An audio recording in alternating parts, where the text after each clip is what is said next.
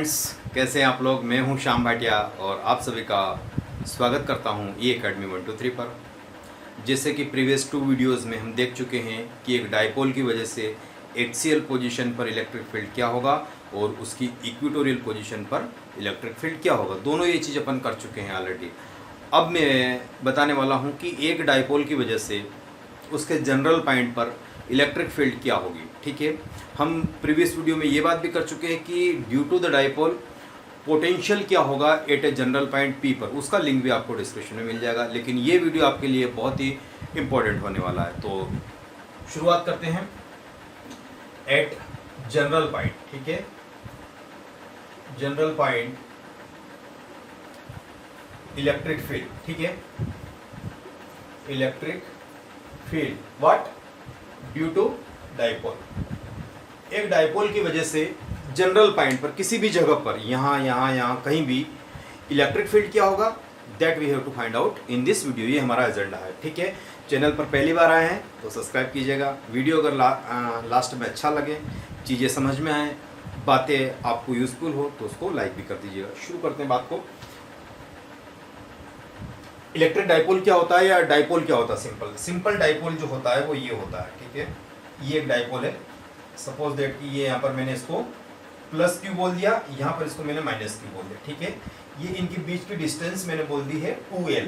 ठीक है, आप कुछ भी मान सकते हो, 2A 2B, कहीं के बुक में अलग अलग भी नाम है, बट यहाँ पर हमें जनरल पॉइंट ये भी मैंने L मानी, ये भी L मानी, तो टोटल डिस्टेंस कितनी हो गई, 2L हो गई। और ये L कितनी बहुत छोटी वाली डिस्टेंस से पास में है। और ये R जो निकालेंगे इस जनरल पॉइंट पर, सपोज कि यहाँ पर मैं निकाल रहा हूँ, क्या निकाल रहा हूँ, इलेक्ट्रिक फील्ड। ऐसे निकाल लेते हैं। तो यहाँ पर सपोज मुझे इलेक्ट्रिक फील्ड निकालनी है, और निकालनी है तो निकालनी है ना, एट 10 एंगल थीटा पर। ये एंगल मेरा थीटा है, तो यहाँ P पॉइंट है और इसी P पॉइंट पर मुझे क्या करना है, E टोटल निकालना है, यानी electric field due to the dipole. अब देखिएगा बात को, यहाँ पर होता तो अपने पास कर रखा है पहले कौन सा, इक्वेटोरियल पॉइंट वाला पोजीशन। यहाँ पर रखा तो अपन ने कर रखा है एक्सियल पॉइंट का पोजीशन। लेकिन यहाँ पर जो सिचुएशन आ रही है, यहाँ पर जो सिचुएशन आ रही है कैसी आ रही है, यहाँ पर आ रही है एक जनरल पॉइंट की। ये जो है पी पॉइंट जनरल है। अब यहाँ पर कुछ भी नहीं लग रहा है कि इक्वेटोरियल है कि ये एक्सियल है, तो यहाँ पर अपन को अल्टीमेटली फाइंड आउट करना है जनरल पॉइंट पर। ठीक है, इसका और भी मेथड होता है, लेकिन वो जनरली मैं फिर कभी और वीडियो में डिस्कस करूंगा। ठीक है, अब आइए बात को, तो देखो ये जो आपके पास है ये क्या है, एक पी है। एक पी मतलब क्या होता है, dipole. P is equal to होता है क्यू इंटू 2L। ठीक है, ये पी होता है। ये पी ऑलरेडी हम जानते हैं, इसको हम क्या बोलते हैं, डायपोल बोलते हैं। ठीक है, ये तो बोलते ही आए हैं।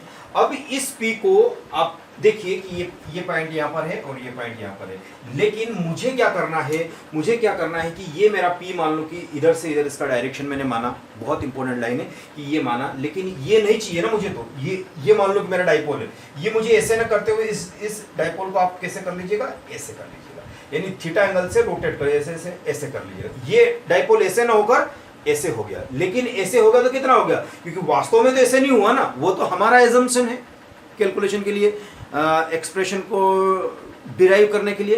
तो ऐसे ना होकर ऐसे हुआ, तो कौन सा वाला हुआ, इसका कंपोनेंट। यानी अगर मैं चाहूं तो इसको 2 पार्ट में डिवाइड कर लेता हूं।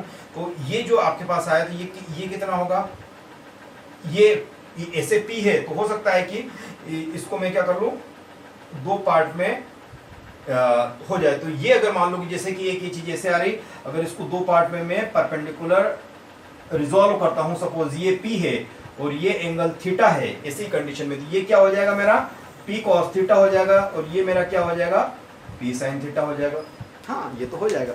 ये हमें रिजॉल्व करना आता है 2 परपेंडिकुलर कंपोनेंट में, और नो डाउट ये 90 डिग्री है, बहुत समय से करते आ रहे, 11 से करते आ रहे आप लोग, है ना। तो ये कोई दिक्कत नहीं। तो इस डायरेक्शन में कितना हो जाएगा, ये P cos थीटा हो जाएगा, और इस डायरेक्शन में ये कितना हो जाएगा आपका, P sin थीटा हो जाएगा। हाँ, ये तो हो जाएगा।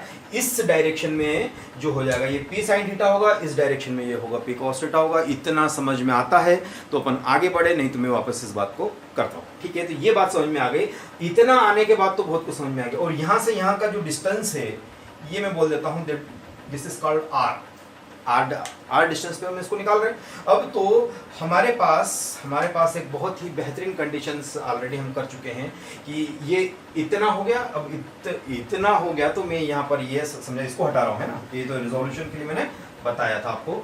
अब क्या होगा, हम जानते हैं कि जो इलेक्ट्रिक फील्ड एट एक्सीएल जो होती है, एक्सीएल क्या हो जाती है 2kp अपान क्या होता है आर क्यूब होता है। हाँ ये तो हम जानते हैं, लेकिन क्या यहाँ P जो है ये ऐसा P है, ये अब ये ना होकर ये हो गया। अब इस P की जगह क्या हो गया P cos थीटा वाला, ये तो खत्म हो गया। अब खत्म हुआ मतलब हमारे कैलकुलेशन का पार्ट नहीं बचा।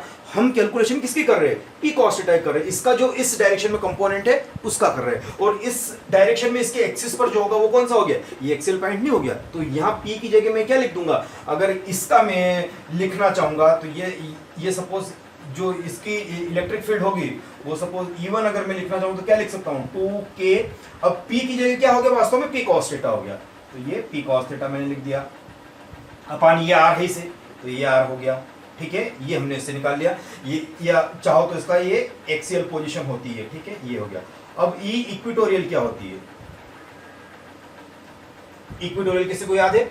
अब इक्वेटोरियल होना मतलब यहां पर जो इलेक्ट्रिक फील्ड आएगी वो उसका डायरेक्शन कैसा होगा, ऐसा होगा। ये किसकी वजह से होगी, इस वाले कंपोनेंट को। हो सकता है आपको इसको E1 बोल दीजिए, ठीक है। लेकिन अब अपन क्या बोलते हैं कि इसी पर क्या होता है परपेंडिकुलर इक्वेटोरियल डायरेक्शन पे क्या आता है। तो जो मैंने प्रीवियस वीडियो में बात की थी कि जहां पर अपन ने इस टाइप से बात की थी, ये प्लस क्यू ये माइनस क्यू, और यहाँ पे ये निकालते तो ये एक इलेक्ट्रिक फील्ड इधर जा रही थी, एक इधर जा रही थी, तो रिजल्टेंट इधर आ रही थी, और ये प्लस क्यू था। तो डायपोल का डायरेक्शन मान लो कि ये है, तो इलेक्ट्रिक फील्ड ई टोटल का डायरेक्शन रिवर्स था। तो यहाँ पर भी देखिएगा कि इस डायपोल का इसका परपेंडिकुलर कंपोनेंट ये है, इसका परपेंडिकुलर अपन ने P cos थीटा माना, और इस परपेंडिकुलर कंपोनेंट क्या है P sin theta. P sin theta क्या है, इसकी इक्वेटोरियल पोजीशन है, और इक्वेटोरियल पोजीशन का इसके जस्ट अपोजिट आएगा, मतलब यहाँ पर ऐसा कुछ आएगा। ये जो चीज आ जाएगी, थोड़ा सा मैं इसको छोटा बना देता हूँ इस पर मैग्नीट्यूड में। तो इसके इक्वेटोरियल लाइन पर जो आएगी वो कितनी आएगी, सपोज दैट ये ई इक्वेटोरियल हो गई है। ठीक है, ये इक्वेटोरियल और ये एक्सियल हो गई। लेकिन ये एक्सियल और इक्वेटोरियल किसकी है, P cos थीटा की, न कि P की, क्योंकि P को हमने दो पार्ट में रिजॉल्व कर लिया। दो पार्ट में रिजॉल्व करने के बाद अब ये P नहीं रहा, P का अस्तित्व खत्म हो गया। P एक्चुअली नहीं प्रेजेंट या नहीं इंक्लूड किया जा रहा है हमारे कैलकुलेशन में। हम हमारे कैलकुलेशन में किसको कंसीडर कर रहे हैं, P cos थीटा को कंसीडर कर रहे हैं, क्योंकि ये इस अलोंग, और इस P cos थीटा की एक्सियल पोजीशन अपने पास ऑलरेडी ये आ गई है। तो यहाँ P की जगह P sin थीटा, और यहाँ पर क्या आएगा, इसकी एक्सियल पोजीशन क्या होती है K P sin theta upon क्या आ जाएगा R क्यूब आ जाएगा, K P sin थीटा, क्योंकि वास्तव में क्या है, वास्तव में P की जगह P sin थीटा बन चुका है ना, ये परपेंडिकुलर होने इसका। अगर ये यहाँ होता तब तो बात तो कुछ होता ही नहीं। बात समझ में आ रही कि नहीं आ रही, कहने का अर्थ है कि इस P जो है, ये जो P जो है, P क्या है, P एक डाइपोल है। डाइपोल को हमने थीटा एंगल से जनरल पॉइंट लिया। अब इस डायरेक्शन में हमने इस P को रिजॉल्व कर लिया, that is the P cos theta. इसके परपेंडिकुलर में P sin theta. P sin theta एक उस लोकेशन को डिनोट कर रहा है जो इसकी इक्वेटोरियल लोकेशन होती है, और इक्वेटोरियल लोकेशन में ई टोटल जो होती है इसके अपोजिट होती है। ये इधर है तो इसकी इलेक्ट्रिक फील्ड इधर होगी, जैसे कि यहाँ देख पा रहे हैं। अब एक्सियल में क्या होती है, ये मान लो कि Q है, ये मान लो कि प्लस Q है, तो ये यहाँ पे हुआ, और यहाँ पर ई टोटल, तो यहाँ एक इधर आ रही है, एक इधर आ रही है। ठीक है, तो ये E2 हो गई। तो यहाँ पर जो आती है वो एक इलेक्ट्रिक फील्ड आती है। तो टोटल इलेक्ट्रिक फील्ड इस डायरेक्शन में होती है, तो ये तो आई है इस डायरेक्शन में। ये ई इक्वेटोरियल में KP अपान R क्यूब होता है, लेकिन K not P sin theta, क्योंकि ये अपन ने कंपोनेंट लिया। इसी प्रकार से KP 2KP अपान R क्यूब, लेकिन P कौन सा वाला, जब थीटा नहीं होता, सीधा ऐसा होता तो हो जाता। लेकिन क्या हुआ कि इस P की जगह P cos थीटा, क्योंकि अब इसको नहीं देखना है, सिर्फ इसको देखना है, जो कि अपन ने थीटा एंगल से रिजॉल्व कर रखा है। That's all. इतना अगर आ गया तो एक्सियल कितना आ जाएगा मेरे पास, एक्सियल आ जाएगा 2KP cos theta upon R cube आ जाएगा, और ये KP sin थीटा अपान 2। ये यहाँ पर परपेंडिकुलर वाला लेना है, इसका परपेंडिकुलर, दैट्स ऑल। इतना आपके पास अगर है तो बहुत कुछ आ गया समझ में आपको, मतलब आपका डेरिवेशन लगभग समझ में आ गया। ये रिजोल्वमेंट समझ में आया, इतना आना ही चाहिए, दैट्स ऑल। ये चीज आने के बाद चलो, तो इतना जब समझ में आने के बाद अब क्या समझ में आना चाहिए? अब ये समझ में आना चाहिए कि ये इक्विटोरियल वाली आ गई और ये इधर वाली, तो इसका रिजल्टेंट क्या निकलेगा? तो यहां पर मैं निकालता हूं E R, yes E R या E total, that is the our resultant electric field at a general point. तो at a general point E resultant electric field में क्या लिखूंगा? E equatorial plus E axial. E axial का क्या कर देंगे? Square कर देंगे, इसका भी स्क्वायर कर देंगे। स्क्वायर क्यों करेंगे? क्योंकि ये भी 90 डिग्री आ रही है, क्योंकि ये इसके जस्ट अपोजिट होगी। जैसे यहाँ पर कि अगर डायपोल की डायरेक्शन ऐसे है तो इलेक्ट्रिक फील्ड के अपोजिट तो ये आ गई, और ये इसके एक्सियल पे आती तो ऐसे आती, तो ये अल्टीमेटली यहाँ पर जो आ रही है, कहाँ गया मेरा, यहाँ पर ये ऐसे और ये ऐसे, तो इसका रिजल्टेंट ऐसे आएगा। ठीक है, बात समझ में आ रही है, सिंपल बात ऐसे ही की गई है। तो जब इनका रिजल्टेंट, तो इक्विटोरियल पे कितनी आ गई है आपके पास? KP साइन थीटा अपान, आप क्या करेंगे? आर क्यूब का स्क्वायर कर देंगे, और ई एक्सियल पर कितनी आ गई है? 2KP और cos theta upon R cube का क्या करेंगे आप? अगेन स्क्वायर कर देंगे। जब ये चीज फाइंड आउट करेंगे तो यहां से आपको क्या मिलेगी? ई रिजल्टेंट का स्क्वायर मिलेगी। ठीक है, ई रिजल्टेंट मतलब टोटल ई की जो आ रही है। यहां पर आप क्या कॉमन निकालेंगे? दोनों में KP दोनों में कॉमन है, और आर क्यूब भी दोनों में कॉमन है, और इनका क्या है? स्क्वायर भी है। और ये क्या करेंगे? जब ई रिजल्टेंट में निकालने जाऊंगा, इसका ई रिजल्टेंट अगर मैं निकालने जाऊंगा तो अंडर रूट में मुझे ये मिल जाएगी, क्या मिल जाएगी? KP अपन आर क्यूब बाहर आ गया, अंदर बचा साइन स्क्वायर थीटा प्लस 2 का स्क्वायर कितना हो जाएगा? 4। तो ये कितना हो जाएगा? 4 कॉस स्क्वायर थीटा। ये वाली स्टेप समझ में आई? सॉरी, ये वाली स्टेप समझिए। ये KP अपान आर क्यूब इसमें भी है, और KP अपान आर क्यूब भी इसमें भी है। 2 अपन में जो मल्टीप्लाइंग फैक्टर है वो अपन ने ऐसा ही रखा है, और KP अपान आर क्यूब का भी स्क्वायर होगा तो वो दोनों से कॉमन निकाल लिया, तो ये बाहर आ गया। ठीक है, तो ई रिजल्टेंट जो मेरे पास आ रही है वो आ रही है KP अपान आर क्यूब, और यहाँ पर क्या हो जाएगा? ये देखिए, ये हो जाएगा साइन स्क्वायर थीटा प्लस, यहाँ पे एक और लिख लीजिए, कॉस स्क्वायर थीटा प्लस यहाँ पे कितना हो जाएगा? 3 कॉस स्क्वायर थीटा। ये कैसे निकले? इसको मैंने ब्रेक कर लिया ना, 4 कॉस स्क्वायर थीटा को मैंने लिख लिया 1 cos square theta plus 3 cos square theta, लेकिन ये क्या होती है? ये तो 1 होता है। Sine square theta plus cos square theta equal to कितना हो गया? 1 हो गया। तो फाइनली मैं यहाँ पे ई रिजल्टेंट में लिखूंगा तो मेरे पास आ जाएगी KP अपान आर क्यूब, और यहाँ पर अंडर रूट आ जाएगा 1 प्लस 3 कॉस स्क्वायर थीटा। ठीक है, यहाँ पर इसको मैं बॉक्स में बंद कर दूंगा, और यहाँ पे आ जाएगा जनरल पॉइंट। ये क्या होगी? ये जनरल पॉइंट पर मुझे मिल रही है। जनरल मतलब कोई भी पॉइंट। अब यहाँ पर देखिए, थीटा की वैल्यू 90 होगी तो आपकी इक्वेटोरियल पोजीशन आ जाएगी, थीटा की वैल्यू आपके पास 0 होगी तो आपके पास एक्सियल पोजीशन आ जाएगी। दैट्स ऑल, कुछ करना ही नहीं है। तो ये जो आ रहा है पूरा आपके पास कौन सा वाला आ रहा है? जो हमारे पास आना चाहिए। ठीक है, एक जनरल पॉइंट के लिए आपके पास ये वाली चीजें मिल रही। इसको हटा देता हूँ, ये फालतू की चीजें हैं। अब थोड़ी सी और बात देख लीजिए। ये मान लो कि एंगल अल्फा ले लीजिए, तो इसको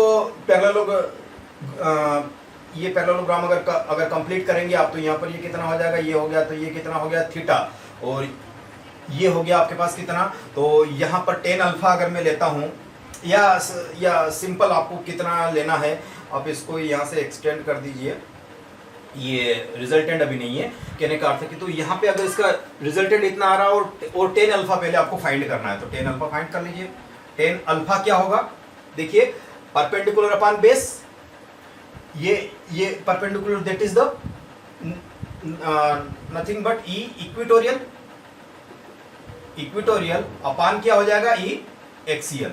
ठीक है, एक्सियल किसकी? इसकी एक्सियल, वो किसी की नहीं।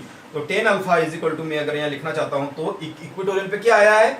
KP बोलो sine theta upon R cube आ जाएगा, और अपान में कितना आ जाएगा? ई एक्सियल का कितना आ रहा है? ये वाला ई एक्सियल का आ रहा है 2KP cos theta upon R cube. तो सब आपस में क्या हो जाएंगे? कैंसिल आउट हो जाएगा।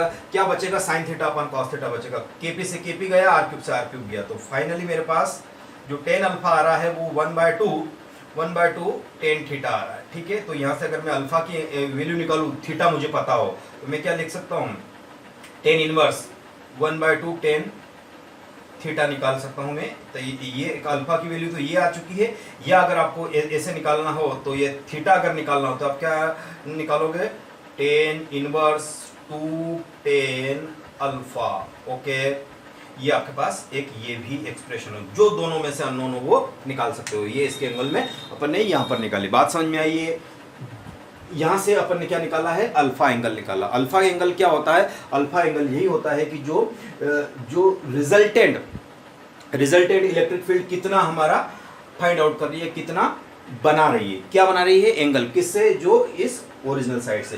तो ये जो एंगल थीटा जो है ये क्या है, ये डाइपोल के साथ एक जनरल पॉइंट पोजीशन वेक्टर जो बना रहा है, ये डाइपोल का डायरेक्शन और पोजीशन वेक्टर जो ये वाला है, ये कितना एंगल बना रहा है, that is called the theta, ठीक है। तो ये जनरल पॉइंट के लिए ये वाला आपके पास इक्वेशन आएगा, ठीक है। तो ये डाइपोल की कंडीशन से अगर आपको फाइंड आउट करनी हो तो ये तो है सही। अब थोड़ा सा मैं इसको यहाँ से हटा के एक चीजें समझाना शुरू कर देता हूँ। क्या चीजें समझाना शुरू कर देता हूँ, ई एक्सीएल जो आ रहा था, ई एक्सीएल को मैं समझा देता हूँ। ई एक्सीएल के केस में थीटा क्या होगा, थीटा आपके पास 0 हो जाएगा। तो इसमें रखो ई एक्सीएल वाले में, तो थीटा कितना हो जाएगा, K P upon what R cube है, और अंडर रूट में क्या आ रहा है, 3 cos स्क्वायर थीटा प्लस 1 है। यस और नो, यस। तो ये थीटा 0, इट डज मीन ये 1 हो गया। तो ये कितना हो जाएगा, केपी अपान आर क्यूब, और 3 और 1 कितना हो गया, 4, और 4 का अंडर रूट कितना होता है, 2 होता है। तो फाइनली जो ई एक्सीएल मेरे पास आ जाएगा वो कितना आ जाएगा, 2 केपी अपान आर क्यूब। और यही तो आता है, अरे यही तो आता है अपना जो निकाल रखा है उसमें से, है ना। बट ये एक्सीएल और यहाँ पर ई इक्विटोरियल अगर मुझे निकालना है, इक्विटोरियल तो क्या होगा, ये सब केपी अपान आर क्यूब रहेगा, और ये क्या हो जाएगा, 90 डिग्री। ये ऐसे कुछ है यहाँ पर। अब ये 90 डिग्री होगा तो थीटा 90 0 हो जाएगा, यानी अंडर रूट 1। तो simple KP upon R cube हो गया ई इक्विटोरियल पर। तो ये भी तो आया हुआ है, ये भी आया हुआ। तो इन दोनों से मैं ये प्रूफ भी कर सकता हूँ और ये चीज आ सकती है। तो ये अपन ने जनरल पॉइंट पर इलेक्ट्रिक फील्ड निकाली, जनरल पॉइंट पर। इसके और भी मेथड होते हैं, लेकिन ये एक सिंपलेस्ट और जनरल जो आमतौर पर यूज़ किया जा रहा है उसके अंदर से मैंने ये लिया हुआ। बाकी इसके और भी अच्छे अच्छे मेथड्स होते हैं, 2-3 मेथड से। जाहिर सी बात जानते ही आप लोग कि मैंने हर क्वेश्चन ये किया 2-3 मेथड से कराता हूँ आपको।